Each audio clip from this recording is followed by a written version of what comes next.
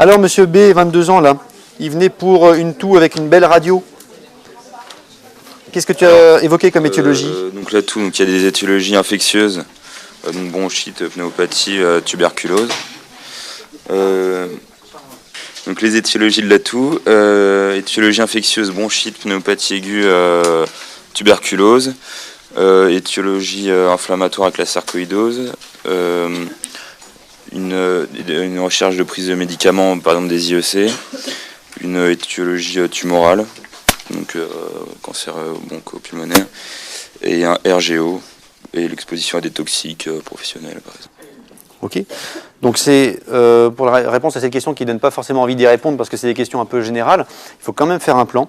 Il faut quand même faire la dichotomie entre la toux aiguë et la toux chronique. Il n'y a pas le choix. Et il faut prendre du recul par rapport à sa réponse. Donc effectivement, rechercher des IEC. Bon, vous imaginez que votre frère va à la consultation, etc. Bon, c'est pas le plus fréquent, mais il faut y penser parce que si vous ne le mettez pas là, vous le mettrez où? Vous l'avez appris, vous le mettrez où? Donc mettez-le même par excès, ce genre de choses, mais avec un petit peu de recul. C'est-à-dire que vous n'allez pas le mettre tout de suite. Par contre, effectivement, au registre des causes fréquentes, vous allez commencer déjà par la rubrique de la toux aiguë et vous avez plein en tout premier des hypothèses infectieuses, toutes simples. Et on vient d'en voir un exemple. Vous avez parlé de la potentialité d'un asthme. Effectivement, l'asthme, on peut tout à fait avoir sur les premières manifestations la toux, et ce depuis pas très longtemps. Les causes ORL, c'est classique, hein. Ça, les symptômes sont plus bas et finalement c'est plus haut qu'il faut chercher. C'est exactement comme pour les problèmes orthopédiques. Donc pensez-y, marquez-le. Et à la rubrique de la toux chronique, vous détaillez par rapport à l'anatomie les quelques causes possibles. C'est assez facile. Hein. Vous parlez des bronches, du parenchyme, enfin de l'interstitium et de l'intérieur des alvéoles. Et donc vous évoquez notamment la tuberculose. C'est rarement parce qu'il tousse depuis 3 jours qu'il vient vous voir pour une tuberculose. Mais il y a d'autres choses qui sont possibles. Il faut savoir y penser. C'est l'œdème pulmonaire. Ça fait bien tousser, ça, l'œdème pulmonaire. Hein. Donc pensez-y. Là, vous prenez du recul, il n'y aura pas de point là-dessus. Il a 22 ans, il vient vous voir parce qu'il tousse. Ça va pas être l'œdème du pulmonaire. Autre chose qui fait tousser, pensez-y, pareil, plutôt à la rubrique de la toux chronique, c'est le cancer. Hein. Là, on va vous donner plutôt le cas du sujet de plus de 50 ans qui a fumé et il tousse. Et on peut commencer par une question d'orientation diagnostique sur la toux. Les cas cliniques, souvent, c'est l'orientation diagnostique au départ.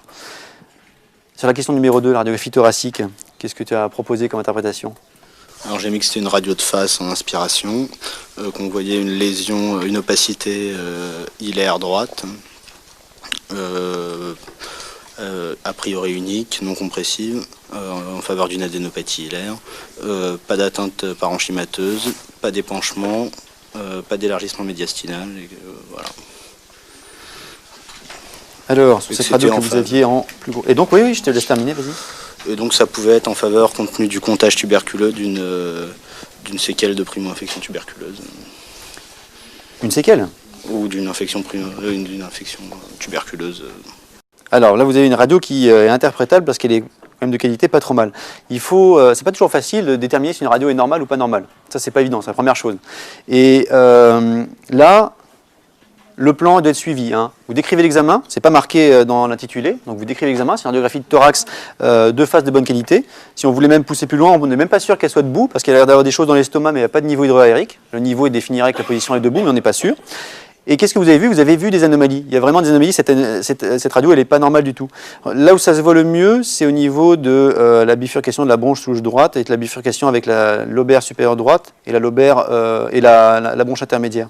C'est globalement en paracardiaque droit, toute la masse radio opaque, c'est pas normal d'avoir ça. On ne doit pas avoir ça normalement. Et de l'autre côté, c'est plus discret, mais il faut le chercher. Habituellement, vous connaissez les arcs supérieurs, moyens et inférieurs.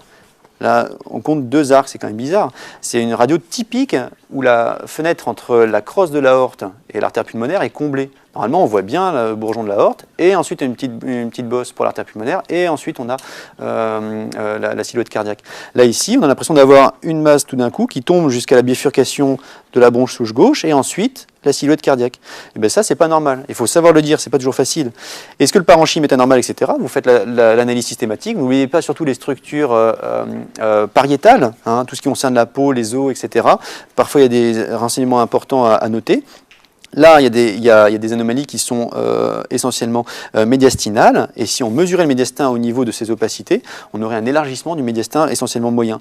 Qu'est-ce qu'il y a dans le médiastin qui a comblé la loge, la fenêtre orthopulmonaire et qui a augmenté la largeur médiastinale, notamment à droite? C'est des ganglions qu'il y a partout. C'est typiquement une silhouette d'anéopathie médiastinale, sans qu'il y ait vraiment d'anomalie du parenchyme pulmonaire ni de la silhouette cardiaque.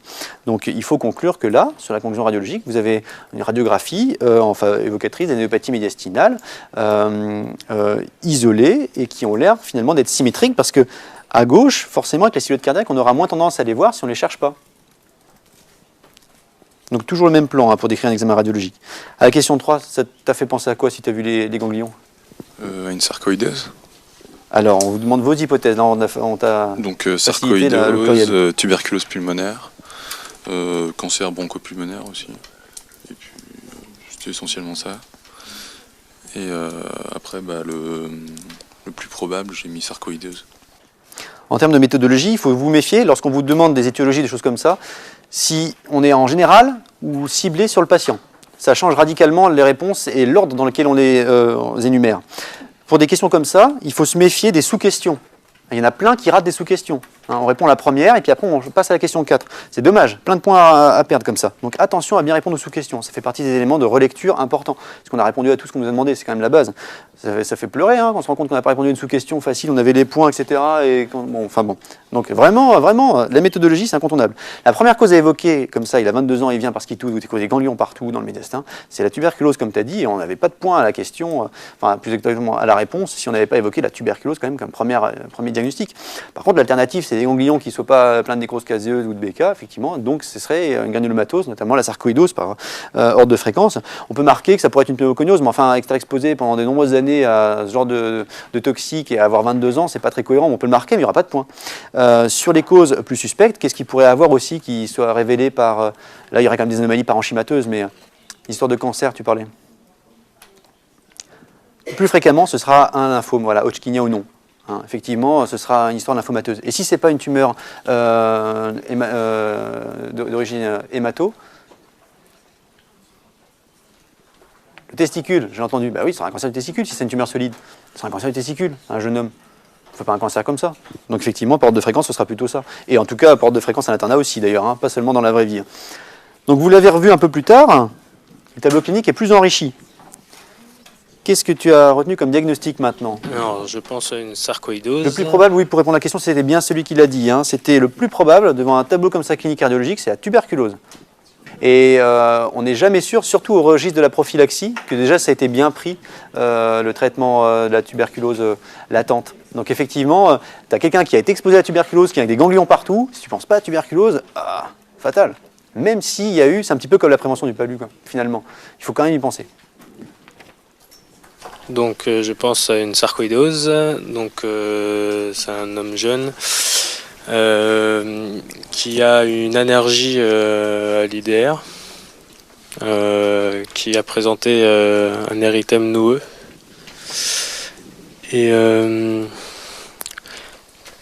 puis il n'y a pas d'autres, il n'y a pas de signe d'infection, il n'y a pas de signe d'infection.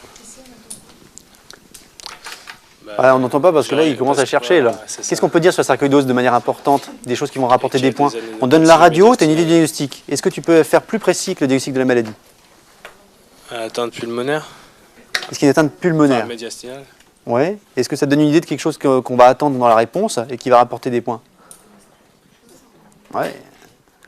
Le stade? Löfgren.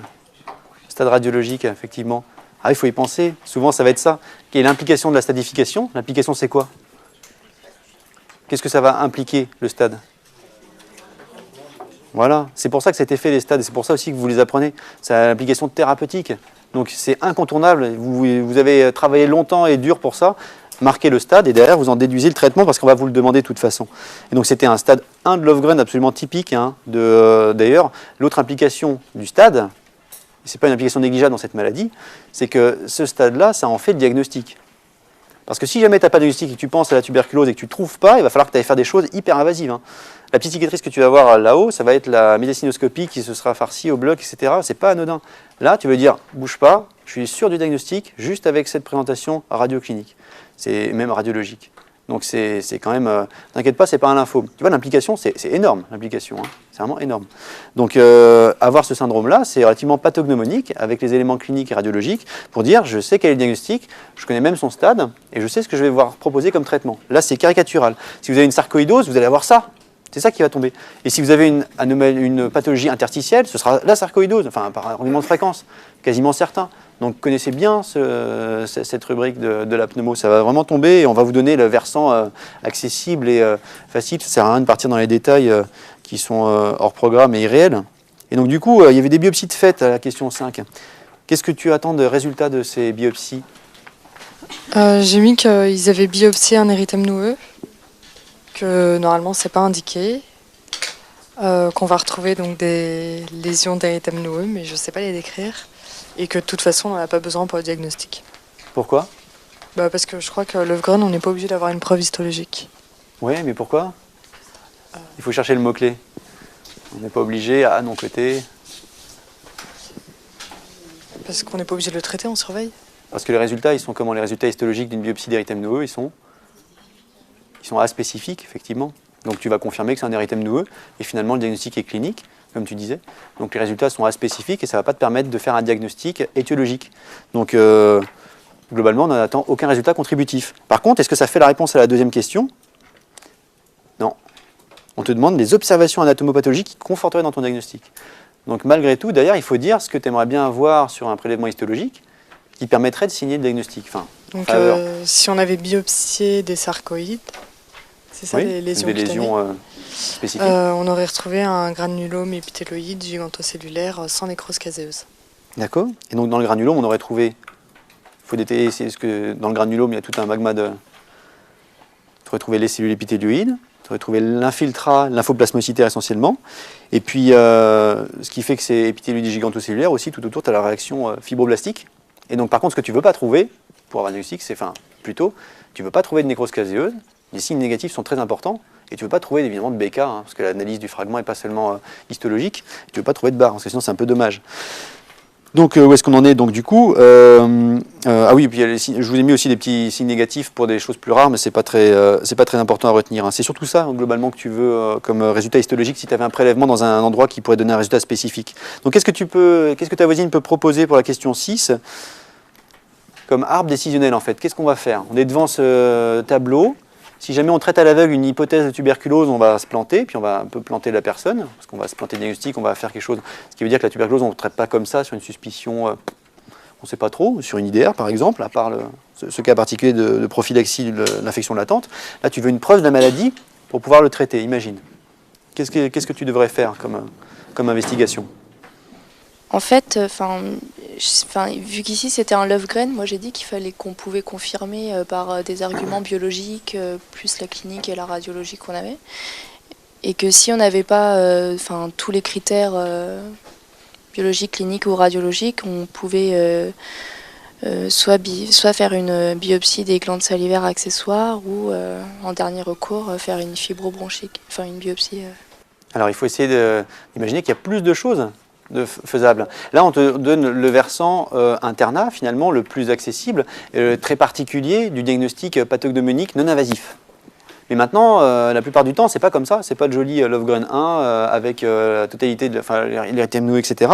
La plupart du temps, il faut le faire, le diagnostic, et notamment, il faut éliminer la tuberculose, le principal diagnostic différentiel. Donc, comment est-ce qu'on peut procéder? C'est pas toujours facile. Donc, qu'est-ce que ça peut toucher, la sarcoïdose? Tu fais le résumé de ça, et puis tu trouves les choses facilement accessibles. Si ça touche la peau, sarcoïde cutané, c'est assez joli, c'est dommage, c'est-à-dire qu'on vous a pas mis la photo après, parce que j'ai une petite photo du patient lui-même, en fait, simplement, d'une partie du visage, on ne reconnaît pas trop.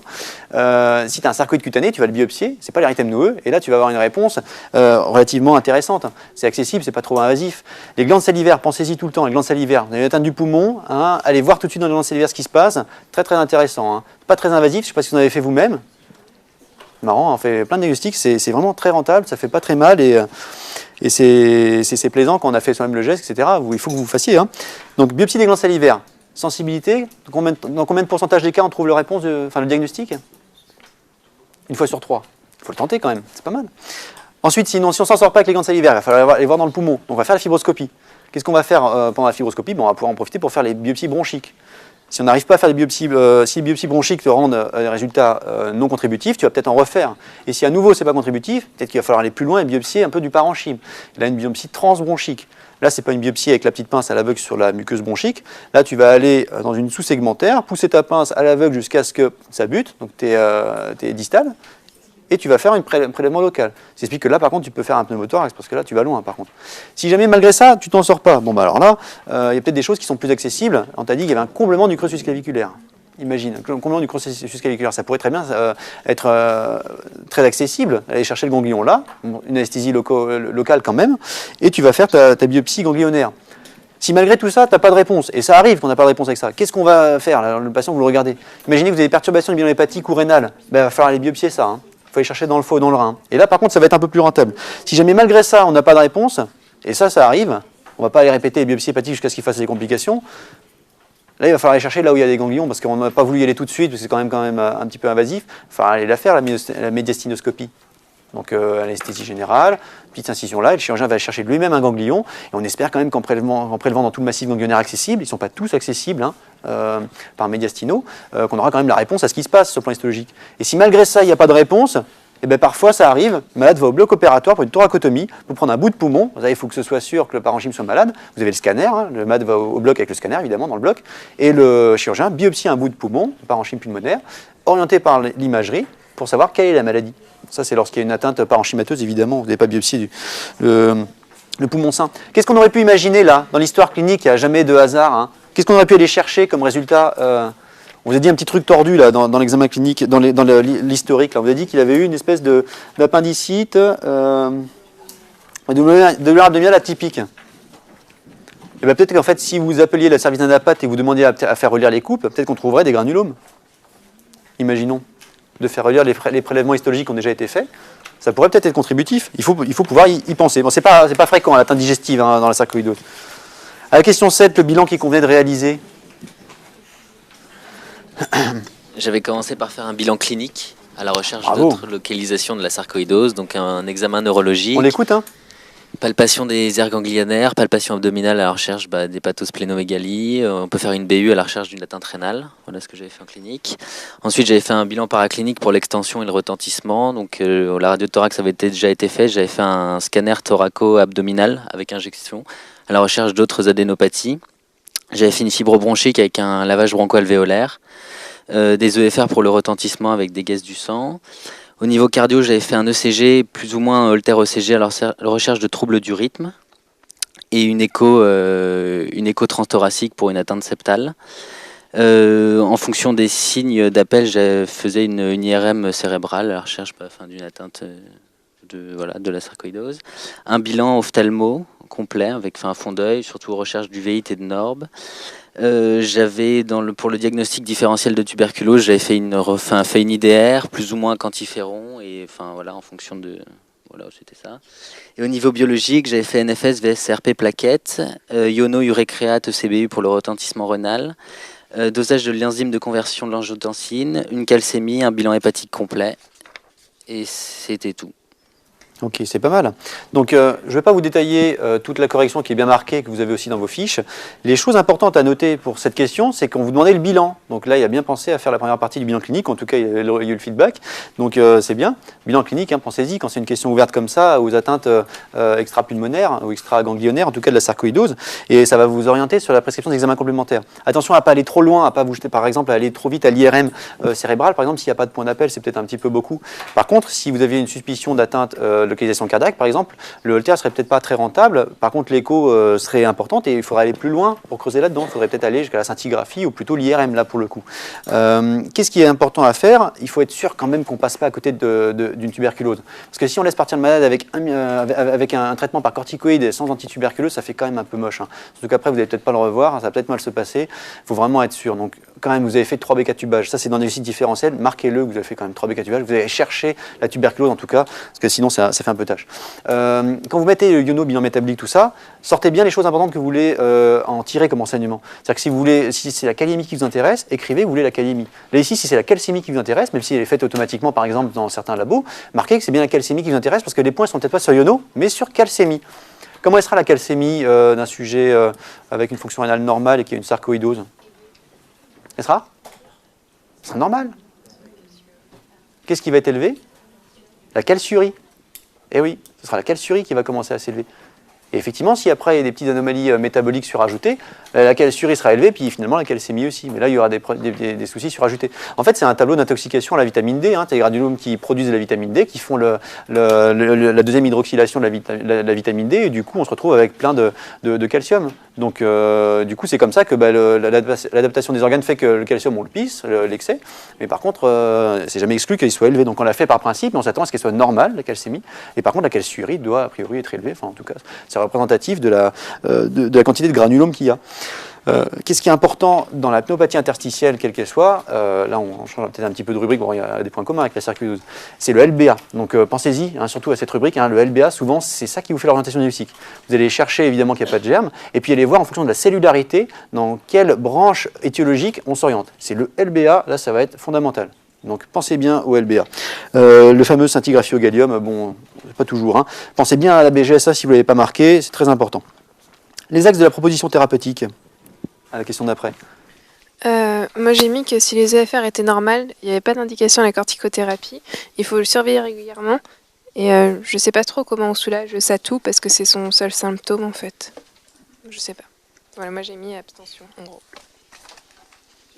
J'ai mis abstention thérapeutique, enfin pas de corticothérapie. Ok. Bon, déjà c'est bien parce que tu as évité le 0. Est-ce que vous avez tous traité la toux? Il vient pour ça. Il vient parce qu'il tousse. Alors vous dites, c'est bon, vous pouvez rentrer chez vous. Non, enfin, le malade, il est venu parce qu'il tousse. Ça, c'est le 0 à la question. Il est venu parce qu'il tousse, vous les laissez sortir sans en parler. Parlez-en. Donc, effectivement, le traitement, il va être ambulatoire, vous n'allez pas le garder à l'hôpital. Sauf peut-être si vous avez des examens urgents à programmer. Mais là, tout le bilan que vous avez marqué, vous pouvez le programmer en hospitalisation de 2 semaines. C'est assez court. Sous réserve que vous ayez quand même vérifié les troubles métaboliques. Vous le laissez partir après un bilan sanguin. Vous êtes sûr que de ce côté-là, il n'y a pas de souci urgent. Vous expliquez avant tout, vous commencez par ça, par expliquer aux malades son diagnostic, tout ça, pour expliquer que malgré les anomalies que vous avez vues, vous n'allez pas lui mettre de médicaments, et que c'est bien volontaire et qu'il n'y a pas d'anomalie, mais que par contre, c'est pas pour autant que vous le perdez de vue. C'est la grosse différence. Donc le traitement étiologique, c'est l'abstention thérapeutique. Mais par contre, il y a quand même un traitement préventif pour les symptômes. Vous dites qu'il faut manger peu de calcium, régime pauvre en calcium, vitamine D.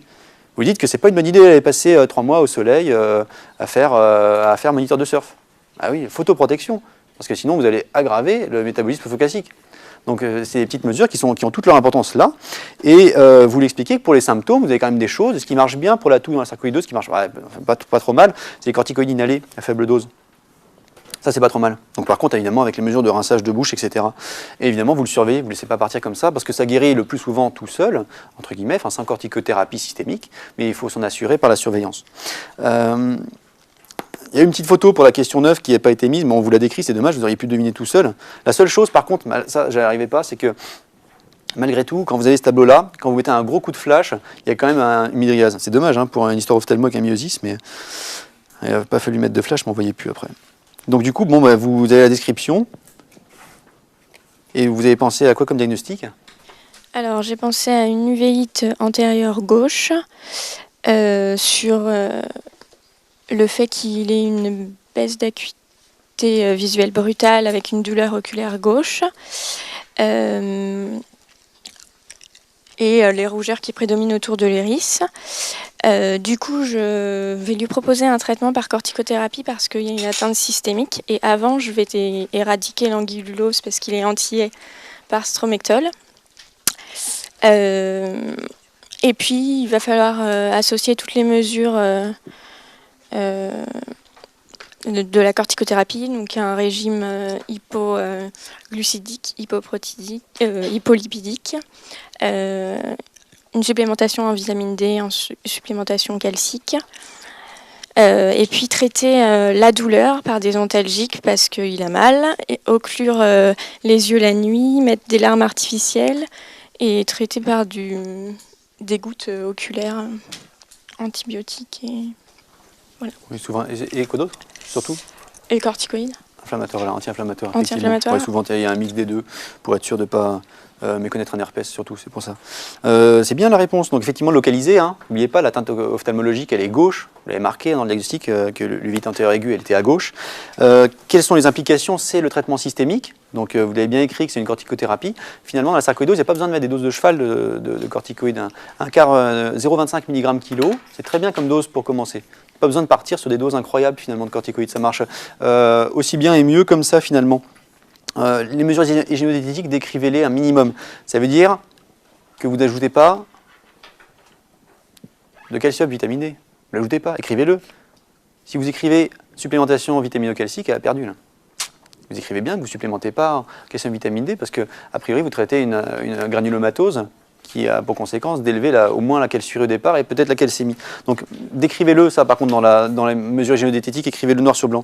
Alors il n'y aura plus d'anguillulose à cause de vous parce que tout le monde y pense. Par contre, là où vous allez vous payer un zéro, c'est si vous ne traitez pas l'uvéite antérieure aiguë. Donc ça, elle l'a traité, mais pensez-y, marquez bien que vous traitez l'uvéite antérieure aiguë gauche parce que c'est pour ça que vous mettez le malade aussi sous corticoïdes et le traitement systémique n'est pas suffisant. Il faut le traitement local avec le collier anti-inflammatoire et les soins locaux avec les gouttes, comme tu disais. On aurait pu voir quoi d'ailleurs? Tu peux faire la dernière question. Qu'est-ce qu'on aurait pu voir sur le plan ophtalmologique Mais à l'examen? Oui. Les examens à la lampe Les passante? signes cliniques. Des synéchies iridocrystalliniennes. Oui. Un signe de Tyndall. Ah oui. Des précipités rétrodesmotiques. Voilà. Et vérifier qu'il n'y ait pas d'uvéite postérieure. Oui, effectivement, associé. Voilà. Alors, le malade, il va arriver comment? Le malade, il va arriver comme ça. Comme ça, donc vous visualisez. Donc le signe de la bouche ouverte, souvent, c'est très très parlant. Le signe de la bouche ouverte, ça veut dire blépharospasme. Souvent, il n'y a pas assez de peau pour tout couvrir. Donc il arrive en pleurant, donc les larmoiements, le blépharospasme, etc. Il faut visualiser le malade un petit peu. Et quand vous soulevez la paupière, même avec la lumière, enfin, pas une lumière non plus par un stade de France, mais il y a la pupille en myosis finalement. Ça, vous le décrivez aussi. Et ce que tu as dit là, après, ça se termine aussi. Enfin, dans l'examen, avant de regarder un petit peu au fond de l'œil ce qui se passe, on mesure la pression et finalement la pression est a tendance à être un peu basse. Parfois, c'est tellement inflammatoire que finalement il y a un dépôt inflammatoire qui se produit dans la chambre antérieure. C'est l'hypopion. Ça peut même arriver, ça, l'hypopion. Parfois, on peut voir ça sur le profil. N'oubliez pas de mettre quoi sur l'examen ophtalmologique? Qu'est-ce qu'on peut trouver sur l'examen ophtalmologique d'une uvéite antérieure aiguë gauche? Ça veut dire qu'à droite, il n'y en a pas. Donc vous avez pensé à regarder l'œil droit, vérifier qu'il est normal.